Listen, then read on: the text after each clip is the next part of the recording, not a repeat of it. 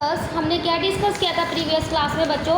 हमारा chapter number 10 था motion and measurement of distance. तो इसमें हमने देखा था कि बच्चों ने कैसे अपनी छुट्टियां बिताई। किसी ने बस से ट्रैवल किया, तो किसी ने बुल्लोक से, और किसी ने बस से, और किसी ने एरोप्लेन से। ठीक है, तो इससे क्या पता चला था पहली और बूझो की हमारी स्टोरी से कि पहले हमारे सब पास क्या हुआ था। सबसे पहले लोग अपने पैरों पर चला करते थे, और फिर उसके बाद लोगों ने पहिए की ईजाद की, इन्वेंशन किया, और उसके बाद बसेस, बुल्लोक बनने लगी, फिर बसेस बनी, और फिर एरोप्लेन। ओके, फिर इसके बाद हुआ मेजरमेंट का। तो पहले लोग कैसे नापा करते थे बच्चों, क्या हाथ से और फुट से, इन चीज़ों से नापा करते थे। तो आज की वीडियो हमारी इसी चैप्टर के आगे की है, standard unit of measurement, part 2 है ये हमारा। इसमें क्या बच्चों के पहले एंशिएंट टाइम में क्या होता था, कैसे लेंथ नापी जाती थी, पैरों से और हाथों से, फिंगर से डिस्टेंस को नाप लिया करते थे, डिफरेंट यूनिट ऑफ मेजरमेंट, और इसे मेजरमेंट कर दिया करते थे, मापा करते थे। इन people of the Indus valley civilisation have used very small measurement of length because we see evidence in exhibitions of perfectly geometrical construction. मतलब क्योंकि वो नापते थे, इंडस वैली मतलब हमारी पुरानी सभ्यता थी, वो नापते थे, तो बहुत अच्छे, वो उनके बहुत अच्छी मापने की बहुत अच्छा तरीका माना जाता है। तो अब ये क्या करें कि पहले कैसे नापा जाता था, किसी क्वेबेट वगैरह को नापते थे तो वो एल्बो से नापते थे, फिंगर से नापते थे, एंशिएंट टाइम में फुट से, पैरों से नापा करते थे, उसे यूनिट बना दिया करते थे। लेंथ मतलब कि अगर 20 फुट है, 20 फुट लिख दिया करते थे, या फिर 1 उंगल। अब लोगों के सामने जो प्रॉब्लम आई बच्चों की कि अब इसको नापा है, तो अब हमें सभी के हाथ और पैरों की मेजरमेंट तो पता नहीं था, तो कैसे नापा जाए। जैसे कि यहाँ पे बताया 1 उंगल, मतलब कि फिंगर से बताते थे। मुट्ठी, फिस्ट मतलब होता है मुट्ठी, मुट्ठी से नापा करते थे। छोटी चीज़ होती थी ऐसे नाप लिया करते थे, बड़ी चीज़ होती थी फुट और पैरों से, हाथों से नाप लिया करते थे। कपड़ा जो थे वो लोग अपने चीन से नाप लिया करते थे, हाथों का यूज़ करके नाप लिया करते थे।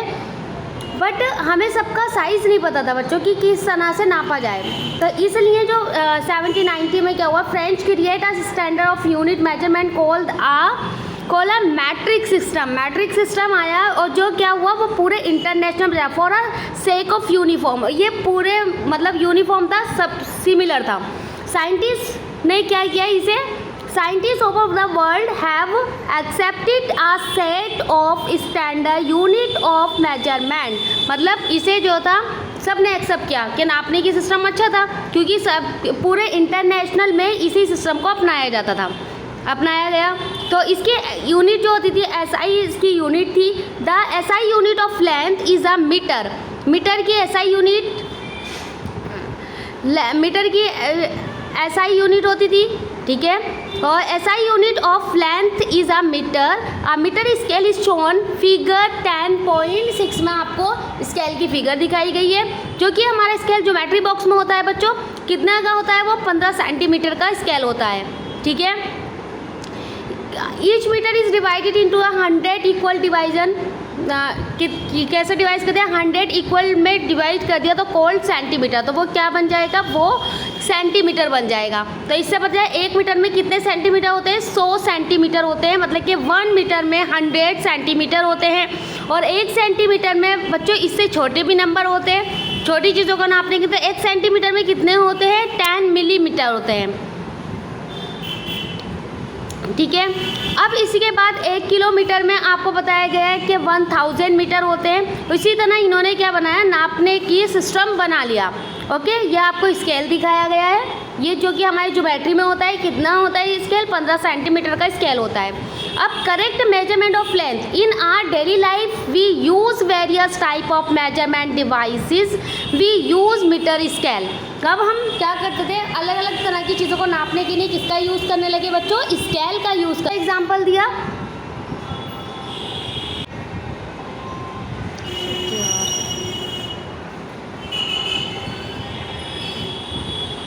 Correct position of the I is also important for taking measurement. क्या इंपॉर्टेंट होना चाहिए हमें किसी भी चीज़ को मेजर करने के लिए?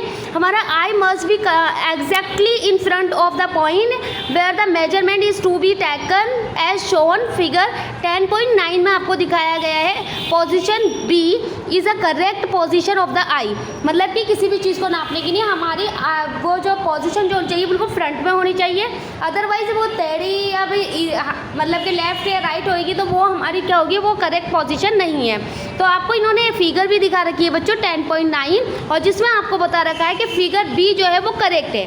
तो हम पिक्चर देखते हैं अब।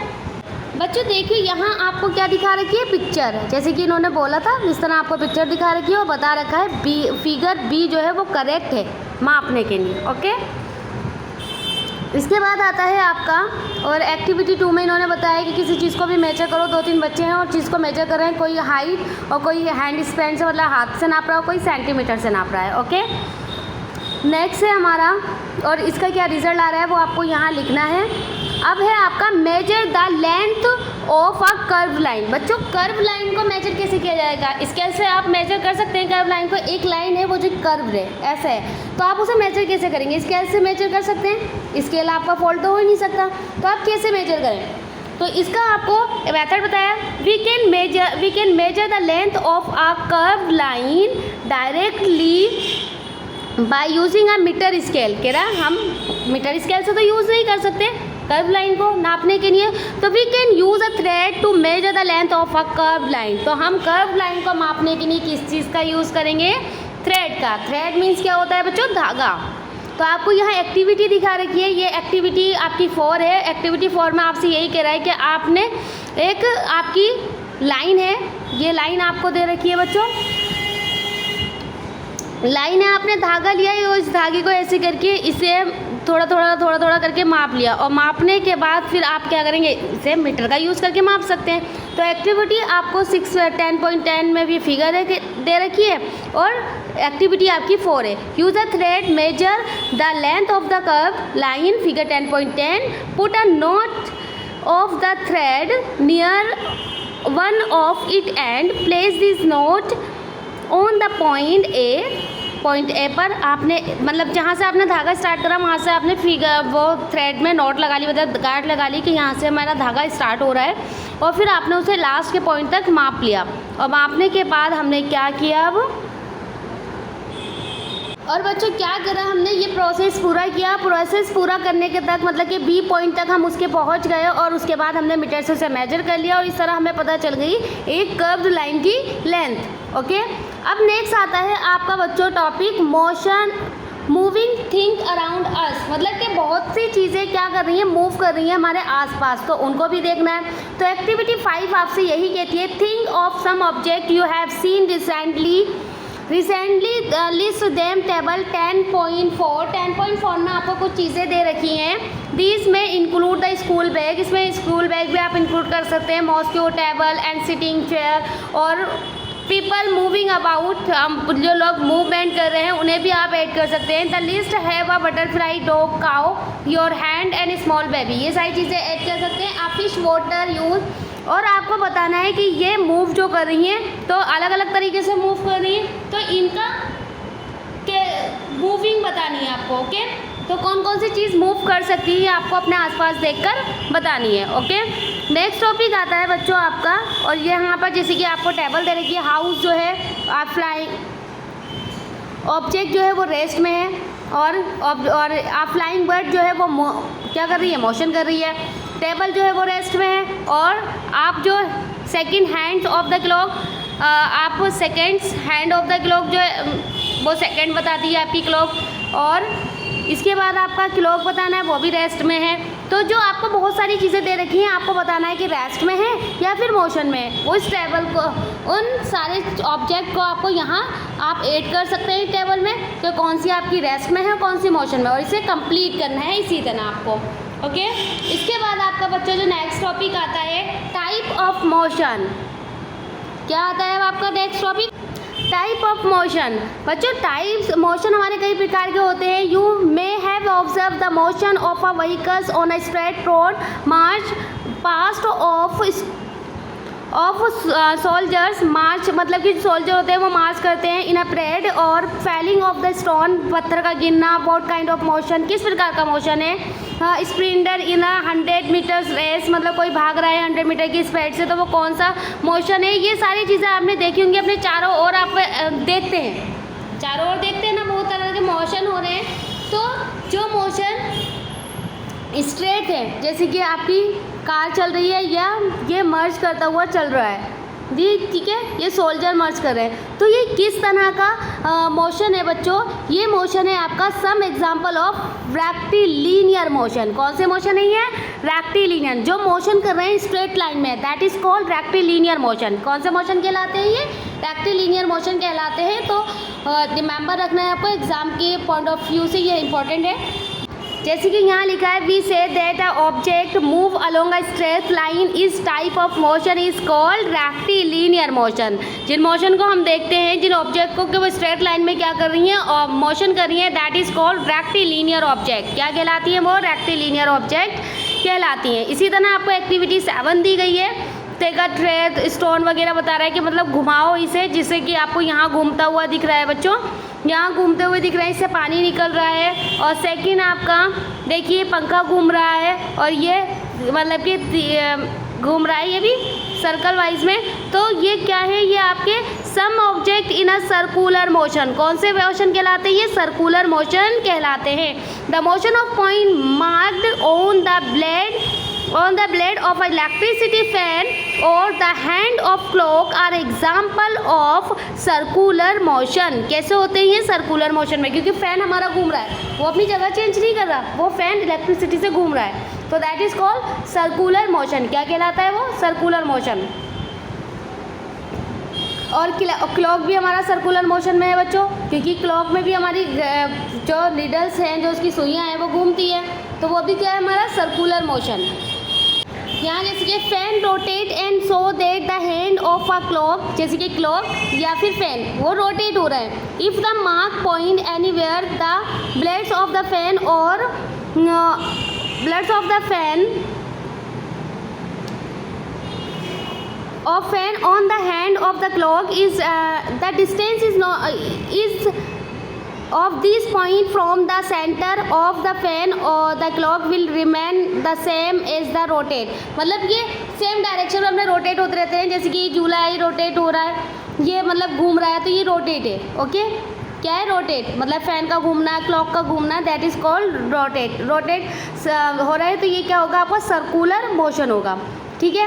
अब इसके बाद क्या होता है बच्चों, इन सम केसेस क्या होते हैं, an object repeated the motion after the some time, कुछ टाइम बाद कुछ चीज़ें जो होती हैं वो अपने मोशन में रहती है, जैसे सुई का घूमते रहना, इसी मोशन में घूम रही है, या फिर आप स्विंग झूले का देख लीजिए, ये मतलब ऐसे और ऐसे घूम रहा है। अगर हम गिटार वगैरह बजाते हैं तो ये क्या होता है, ये अपने वे में रहता है। अगर हम किसी पेंडुलम को घुमा देते हैं तो वो पेंडुलम ऐसे फिर ऐसे, पहले ऐसे हरकत करेगा फिर ऐसे, अपने टाइम पर अपने एक पीरियड में वो इसी मोशन में रहते हैं।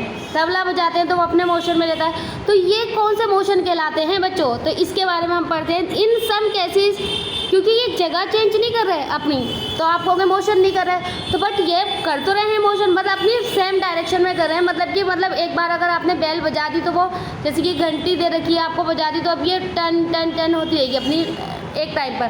पेंडुलम है वो एक टाइम पर अपना एक बार आपने टर्न किया और वो अपने एक मोशन से कर रहा है, एक पीरियड में टाइम कर रहा है। तो ये मोशन कौन से कहलाते हैं, ये पीरियोडिक मोशन कहलाते हैं। कौन से मोशन कहलाते हैं बच्चों, पीरियोडिक मोशन।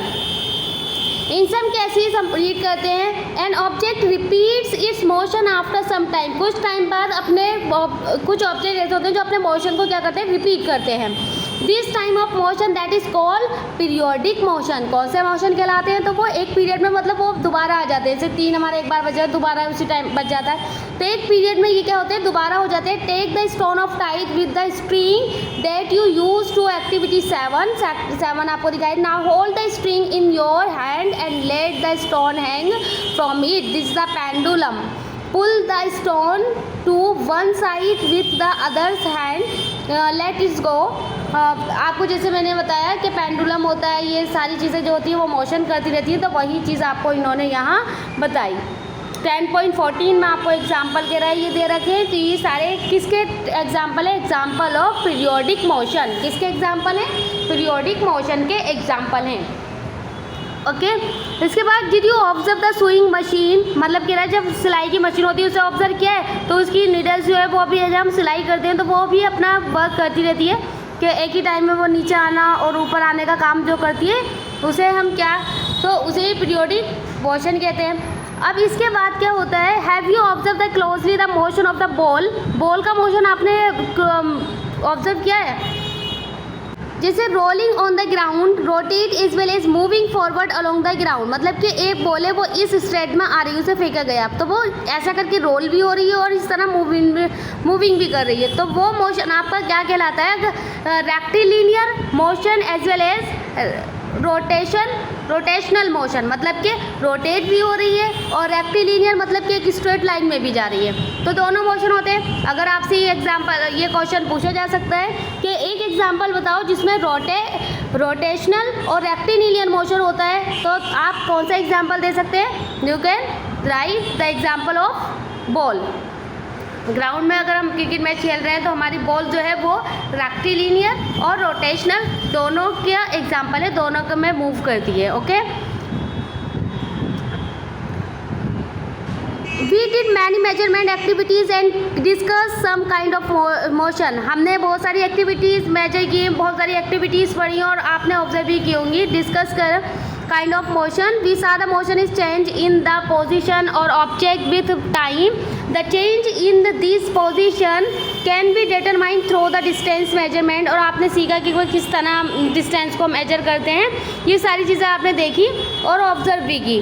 ठीक है, this allow us know how to fast the slow motion is, और हमने देखा कि किस तरह वो फास्ट मोशन करते हैं और किस तरह स्लो करते हैं मोशन। जैसे कि अब स्नेल होता है, स्नेल ग्राउंड में मोशन करता है, बटरफ्लाई फ्लाइंग कर रही है, फ्लावर जो है और फ्लावर टू फ्लावर फ्लाइंग करती है और रिवर फ्लोइंग कर रही है, एरोप्लेन फ्लाई कर रहा है मतलब उड़ रहा है, और हमारा मून जो है वो moon going to around the earth and blood flowing inside the bodies, और हमारी खून का जो है दौरान चल रहा है वो बॉडी के अंदर, that is motion everyone around us. तो बहुत सारे मोशन है जो हमारे आसपास है और हम देख सकते हैं अगर हम ऑब्जर्व करना चाहें तो। ठीक है, हमारा लेसन कंप्लीट हो चुका है, लेसन नंबर 10 था बच्चों। I hope you will understand. Thank you for watching my video.